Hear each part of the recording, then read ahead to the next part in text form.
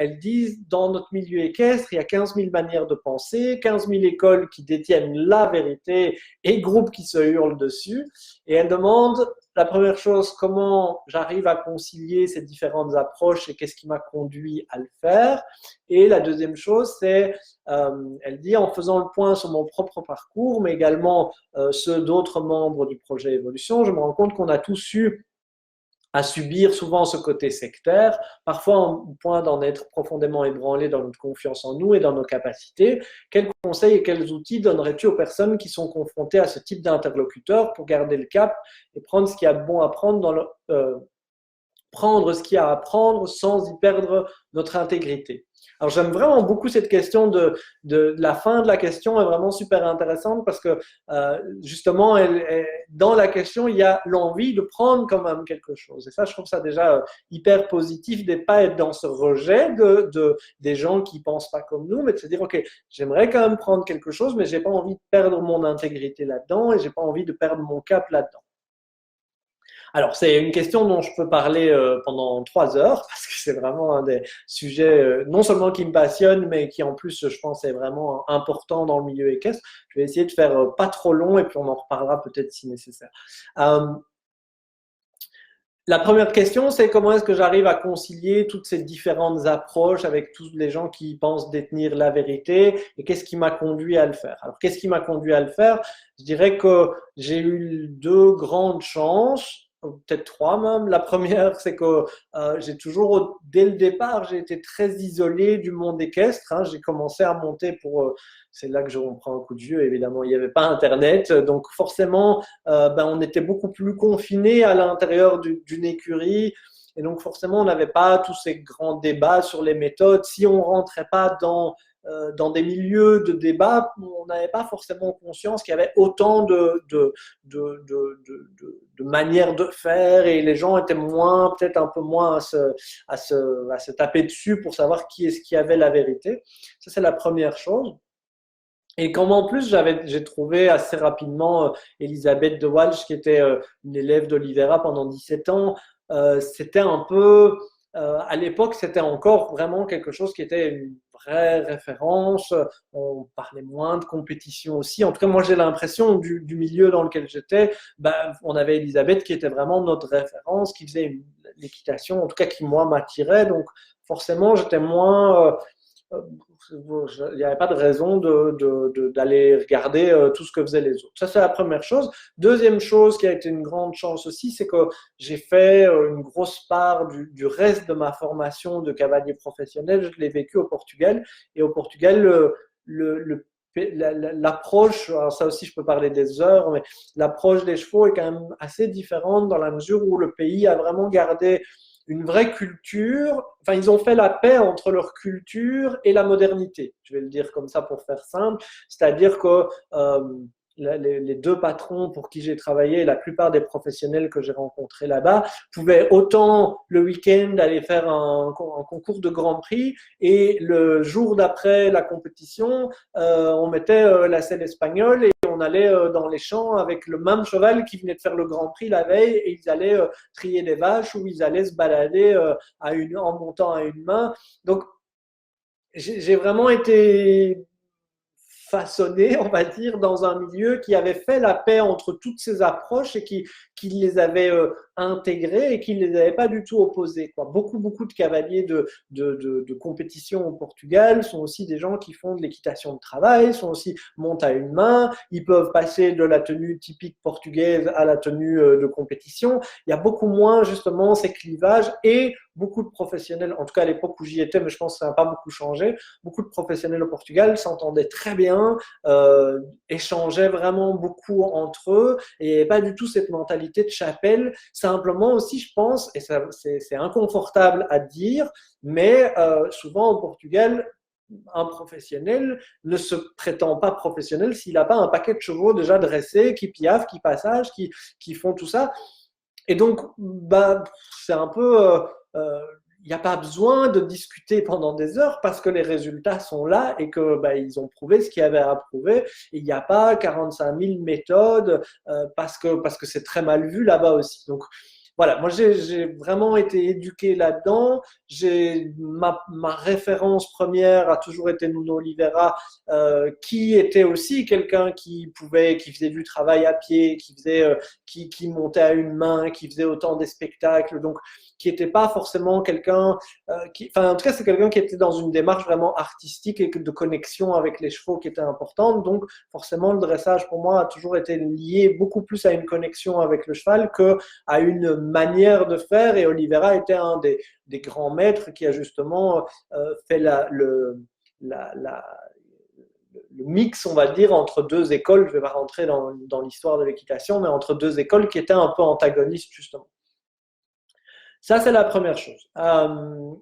Après ça, je dirais que comment je concilie les deux approches, enfin les différentes approches. Déjà, celui qui pense détenir la vérité, je m'intéresse beaucoup moins que celui qui me dit tiens, regarde, moi je fais comme ça, et si ça t'intéresse de prendre des choses, n'hésite pas à le prendre. Si vous voyez les invités du projet Évolution, j'ai été attiré vers des cavaliers qui justement n'étaient pas dans cette démarche de c'est moi qui ai raison, je suis un gourou, il faut faire absolument comme moi. Tous les invités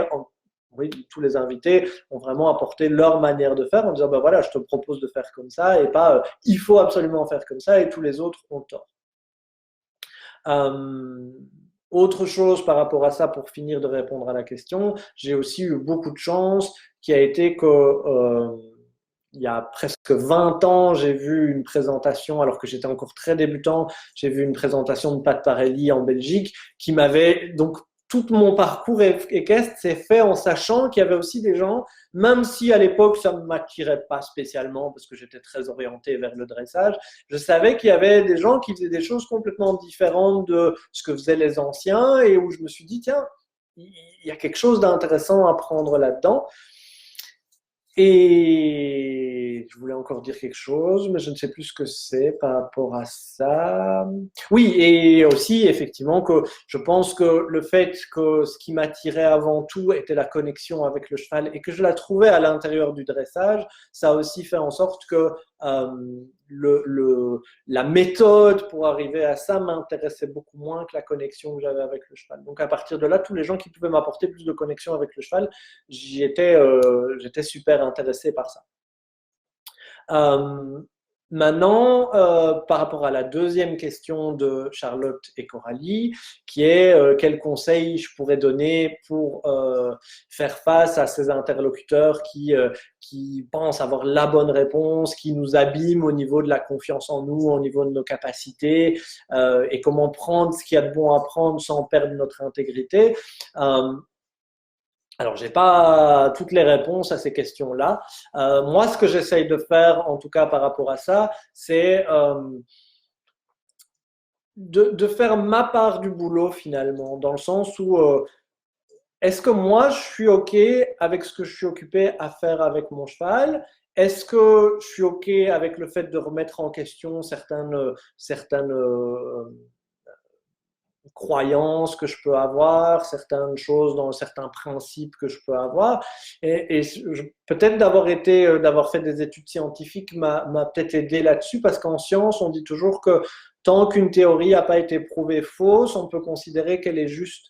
Mais il y a aucune théorie qui est considérée comme juste définitivement. Elle est considérée comme juste tant qu'on n'a pas trouvé une manière de dire qu'elle ne l'est pas, finalement. Et le gros boulot de la science et des scientifiques qui font bien leur travail, c'est de plus de prouver que leur point de départ et leur principe est faux, que d'essayer de prouver qu'il est juste, parce que prouver qu'il est juste, on peut prouver à peu près n'importe quoi que c'est juste. On trouvera toujours une bonne raison, une bonne manière d'aborder les choses qui montreront que ce en quoi on croit est juste. Donc, je suis toujours parti du principe que ok, est-ce que cette personne que j'ai en face de moi qui dit le contraire de en quoi je crois, est-ce qu'elle va arriver à me prouver que finalement c'était pas juste ce que je faisais et c'est pas grave, ou est-ce que j'ai pas besoin de m'accrocher à quelque chose que je considère comme juste, simplement en me disant ok, pour l'instant, tout ce en quoi je crois pour l'instant, On m'a jamais convaincu du fait que fallait pas chercher une connexion très forte avec les chevaux.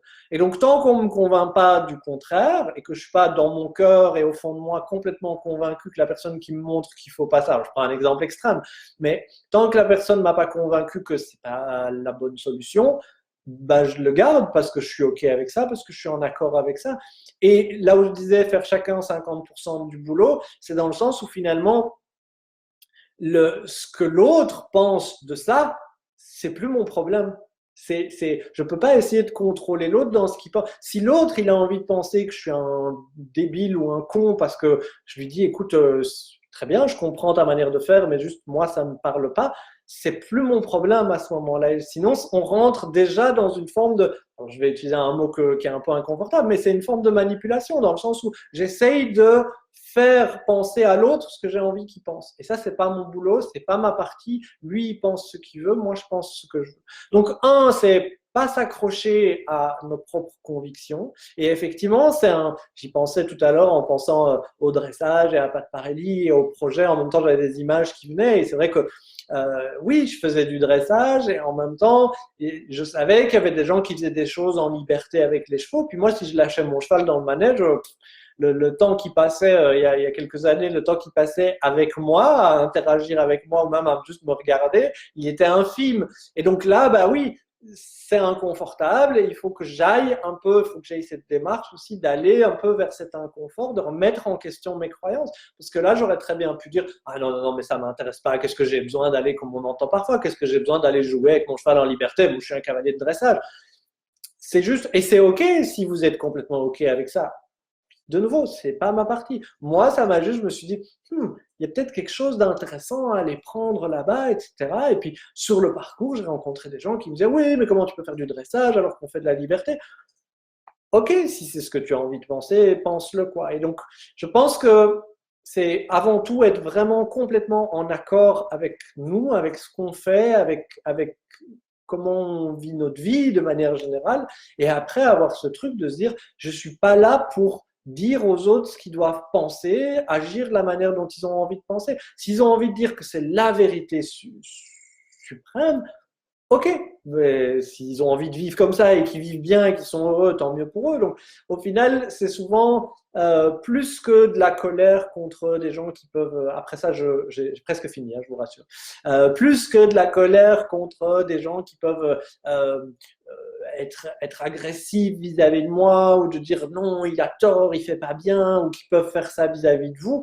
C'est presque plus d'être un peu triste pour eux, je pense, de se dire, ben, finalement, si, j'espère en tout cas qu'ils sont vraiment heureux dans ce qu'ils font, parce que souvent c'est un signe que la personne elle n'est pas super en accord avec elle-même. Quand on essaye à tout prix de convaincre les autres, c'est souvent que ça renvoie quelque chose sur nous-mêmes aussi. Et donc je me dis, ah mince, j'espère que cette personne elle est pas aussi malheureuse qu'elle en a l'air. Voilà, pour pas mettre un jugement de valeur sur la personne, mais me dire, j'espère, elle a l'air triste de devoir en arriver dans ces extrémités-là, et j'espère elle n'est pas aussi malheureuse qu'elle en a l'air, quoi. Et tout de suite, ça vient contrebalancer le mal que peut nous faire cette personne quand elle nous attaque ou nous dit qu'on a tort ou des choses comme ça. Mais remettre en question quand même nos croyances et nos certitudes, ça c'est vraiment quelque chose qui, à mon sens, est important. Et puis faire le choix conscient de se dire, ok, j'ai compris, j'ai donné une chance à cette personne, je suis désolé, je suis pas vraiment convaincu, et voilà, et merci malgré tout de m'avoir transmis ce que tu sais et de m'avoir questionné, en tout cas mes certitudes. Ça inverse complètement, au lieu que l'autre devienne un agresseur, de juste lui dire bah, merci. Ça inverse beaucoup la relation et la perception que nous on peut avoir de ce que la personne a dit.